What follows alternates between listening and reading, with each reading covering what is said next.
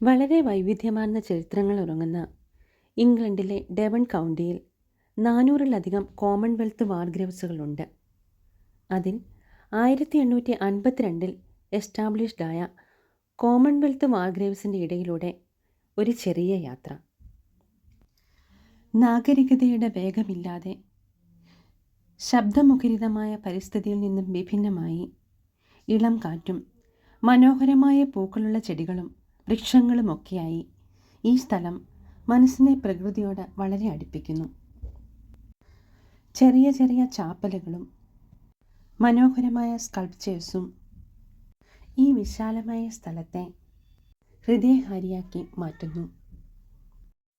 ഈ നാടിനു വേണ്ടി ജീവൻ സമർപ്പിച്ച ഇതിഹാസങ്ങളെ ഓർമ്മിക്കുവാൻ ഈ ഫലകങ്ങളുടെ ഒരാവശ്യവുമില്ലെങ്കിലും വരും തലമുറയ്ക്ക് മുമ്പിൽ ചരിത്രത്തെ തുറന്നു കാട്ടുവാൻ ഈ ശിലാഫലകങ്ങൾ വളരെ ആവശ്യം തന്നെയാണ്. ഇംഗ്ലണ്ടിൻ്റെ ചരിത്രത്തിൽ രേഖപ്പെടുത്തപ്പെട്ട വലിയ ശിലകൾ, മതത്തിനും രാഷ്ട്രീയതയ്ക്കുമപ്പുറം പണിതുയർത്തപ്പെട്ടവ. പലപ്പോഴും ഇതിനു മുന്നിലൂടെ കടന്നു പോകുമ്പോൾ ഞാൻ ആഗ്രഹിച്ചിട്ടുണ്ട് ഇതിനുള്ളിൽ ഒന്ന് കയറണം, എന്താണ് ഇതിലുള്ളത് എന്നൊന്ന് കാണണമെന്ന്. ഏകദേശം 5.64 ഹെക്ടർ വിസ്തൃതിയിലുള്ള മനോഹരമായ ഒരു ഭൂപ്രദേശം. അതിൻ്റെ പഴമയനുസരിച്ച് 3 പ്ലോട്ടുകളായി അതിനെ തിരിക്കപ്പെട്ടിട്ടുണ്ട്. ഇതിൽ ഏറ്റവും ആദ്യം നിർമ്മിക്കപ്പെട്ടത് 1.46 ഹെക്ടർ സ്ഥലത്ത് ഒരു ചാപ്പലാണ്. സെമിത്തേരിയുടെ പ്രധാന ഭാഗത്ത് അടയാളങ്ങളൊന്നുമില്ലാത്ത കുറച്ച് ശവകുടീരങ്ങളുണ്ട്. അവ ദരിദ്രർ, കുട്ടികൾ, തടവുകാർ എന്നിവരുടേതെന്ന് വിശ്വസിക്കപ്പെടുന്നു. കോമൺവെൽത്ത് വാർ ഗ്രേവ് ഫെഡറേഷൻ കമ്മിറ്റി രജിസ്റ്റർ ചെയ്ത് ഇന്നും സംരക്ഷിക്കുന്ന 59 ശവകുടീരങ്ങൾ ഇതിൽ 2 ജർമ്മൻ വ്യോമസേനാ ഉദ്യോഗസ്ഥരുടേതും ഉൾപ്പെടുന്നു.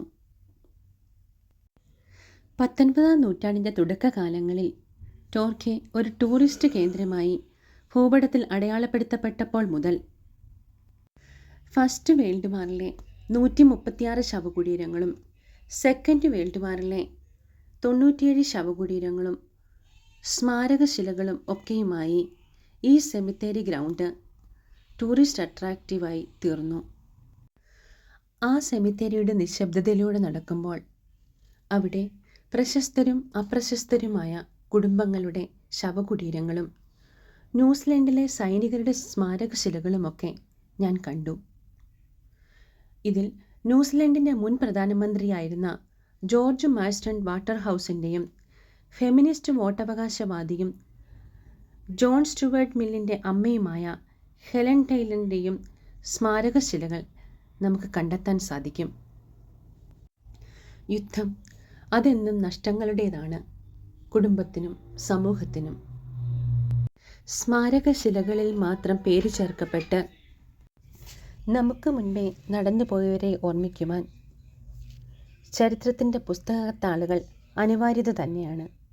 എങ്കിലും ഓർമ്മകളിൽ ശാശ്വതതയ്ക്ക് വേഗത കൂട്ടുന്ന രക്തരൂഷിതമായ യുദ്ധകാലഘട്ടങ്ങളിൽ നിർബന്ധിത സൈനിക സേവനവും അടിമത്തവുമൊക്കെ കറുത്ത അധ്യായമായി അവിടെ നിഴലിട്ട് നിൽക്കുന്നത് നാം കാണാതെ പോകരുത്.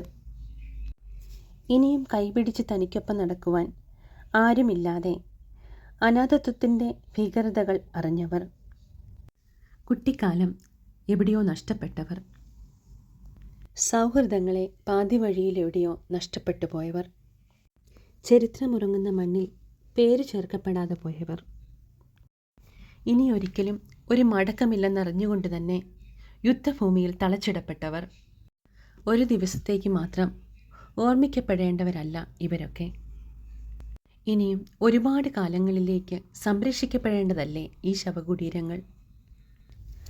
4 വർഷങ്ങളും ഒപ്പം 3 മാസവും നീണ്ട 1-ാം ലോക മഹായുദ്ധം, ജർമ്മൻ സാമ്രാജ്യത്വത്തിൻ്റെ ഉദയവും ഓട്ടോമൻ സാമ്രാജ്യത്തിൻ്റെ തകർച്ചയും യുദ്ധത്തിലേക്ക് നയിച്ച പകലുകളും രാത്രികൾക്കും ഒടുവിൽ സമാധാനത്തിൻ്റെ നവംബർ മാസം കടന്നു വന്നു.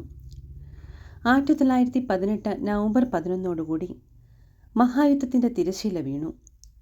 യുദ്ധാനന്തര കാലഘട്ടത്തിൻ്റെ അസ്ഥിരതയെ കൈകാര്യം ചെയ്യുന്നതിലെ വിള്ളലുകൾ 1939 2-ാം ലോക മഹായുദ്ധത്തിൻ്റെ കാരണമായി മാറി.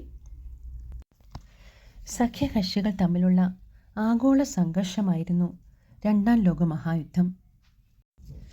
കൂട്ടക്കുരുതികൾ, പട്ടിണി, രോഗം, ഹോളോകോസ്റ്റ് ഉൾപ്പെട്ട വംശഹരഹത്യകൾ ഒക്കെയും 75 ദശലക്ഷത്തോളം മനുഷ്യരെ ചരിത്രത്തിൻ്റെ പിന്നിലേക്ക് മറച്ചു കളഞ്ഞു.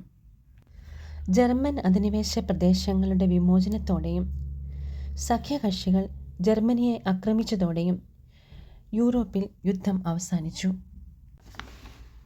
പോരാട്ടങ്ങൾ നിറഞ്ഞൊരു ലോകത്താണ് നാം ജീവിക്കുന്നതെങ്കിലും അതിജീവിതത്തിൻ്റെ അപ്പുറം ശത്രുവിൻ്റെ ആശയങ്ങളെയും ഇച്ഛാശക്തിയെയും നിർമ്മാർജ്ജനം ചെയ്യുവാൻ ആഗ്രഹിക്കുന്നവരുടെ, സ്വന്തം ആശയത്തെ മറ്റുള്ളവരിൽ അടിച്ചേൽപ്പിക്കുവാൻ, അടക്കി ഭരിക്കുവാൻ ആശിക്കുന്നവരുടെ അവസാനത്തെ വാക്കാണ് യുദ്ധം.